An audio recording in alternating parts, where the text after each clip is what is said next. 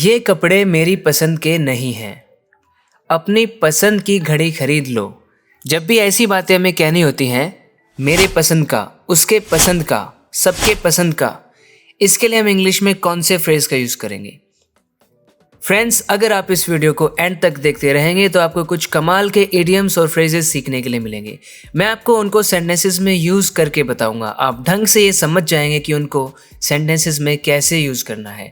And you will learn to sound much better in English if you watch this video till the end. So friends, let's get started. ये कपड़े मेरी पसंद के नहीं हैं। English में इसके लिए कहेंगे these clothes are not to my liking. मैं आपको सिखाना चाहता हूँ टू माई लाइकिंग। जब भी आपको ऐसा कहना हो कोई चीज़ आपके पसंद की है, आप बोलो it is to my liking. नहीं है पसंद की तो it is not to my liking. अपनी पसंद की घड़ी खरीद लो, कहेंगे buy a watch which is to your liking. Buy a watch which is to your liking. एक ऐसी घड़ी खरीद लो जो आपके पसंद की हो। जैसे एक और एग्जाम्पल, अपनी पसंद के हिसाब से इसमें और सॉल्ट ऐड कर लो। जैसे आप खाना बना रहे हैं तो जितना आपको पसंद है, जैसा पसंद है वैसा ही सॉल्ट ऐड कर लो, उसमें उतना ही। तो हम क्या कह सकते हैं? Add salt in the curry to your liking. जितना आपको पसंद है, टू योर लाइकिंग। जैसे फ़ोन की ब्राइटनेस को अपनी पसंद के हिसाब से एडजस्ट कर लो, तो हम क्या बोलेंगे? Adjust the brightness to your liking. इस तरीके से आप टू समवन्स लाइकिंग का यूज़ कर सकते हैं। मैं आपको वही फ्रेजेस सिखाऊंगा जो स्पोकन इंग्लिश में बहुत कॉमन है, जिनका यूज़ आप बड़े आसानी से कर सकते हैं और लोग अक्सर उनका यूज़ करते हैं। जो लोग इंग्लिश अच्छी बोलते हैं वो यूज़ करते हैं, तो आप भी यूज़ करना शुरू कीजिए। एक और एग्जाम्पल के सहित, एक और एग्जाम्पल के थ्रू एक और मीनिंग आप देखिए। अब मुझे वो पसंद आने लगी है। थोड़ा सा अलग तरीके से यहाँ पर ये यूज़ हो रहा है। हम इंग्लिश में कहेंगे I have taken a liking to her. If you take a liking to someone or something, it means you start liking that thing or that person starts growing on you. एक और phrase होता है English में something grows on you। इसका मतलब उस चीज़ को आप पसंद करने लगते हैं। A person might grow on you or a thing might grow on you। मतलब वो चीज़ या वो पर्सन आपको पसंद आने लगा है। तो ये था हमारा पहला फ्रेज, टू somebody's liking। अगला देखिए, पहली बात तो मैं उससे मिलना ही नहीं चाहता।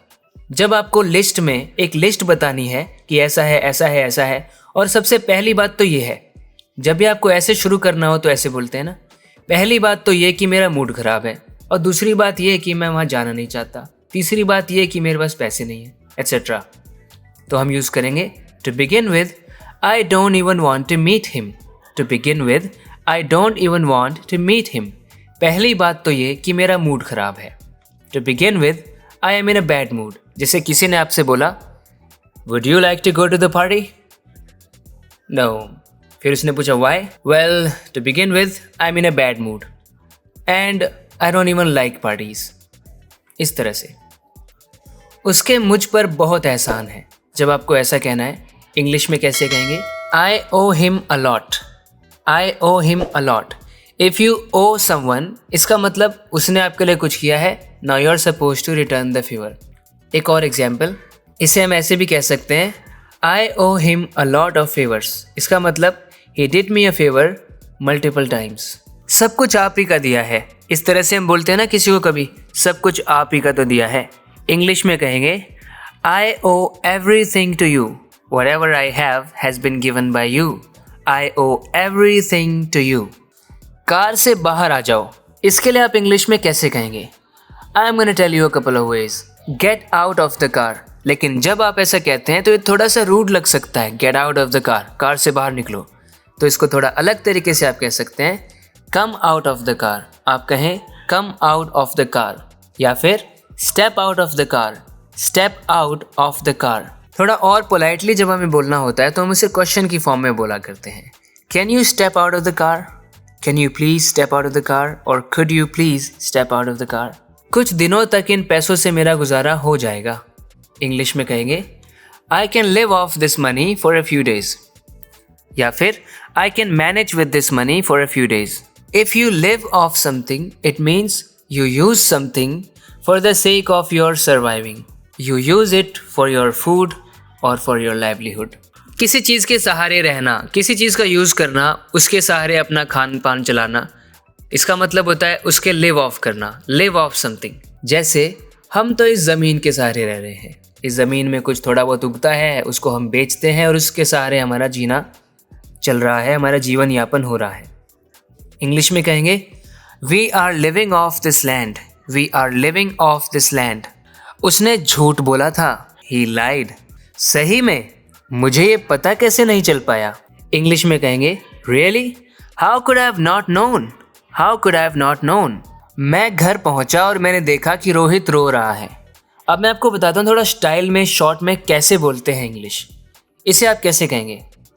आई reached home and I saw that Rohit was crying. ऐसे कहेंगे। इसको कहने का एक दूसरा तरीका है, I got home to find Rohit crying.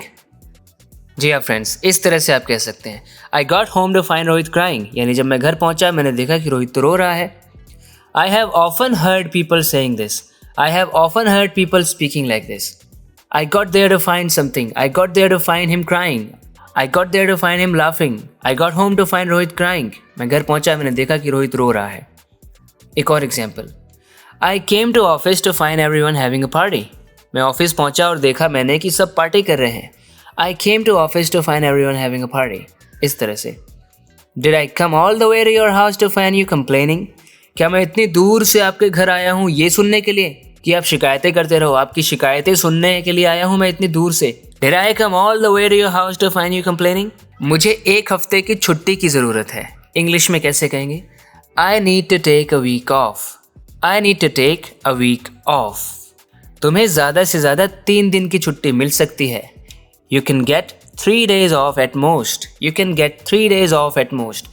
जब भी ऐसे कहना हो ना ज़्यादा से ज़्यादा, तो आप बोलो at most. मैं ज़्यादा से ज़्यादा 40 किलो वज़न उठा सकता हूँ।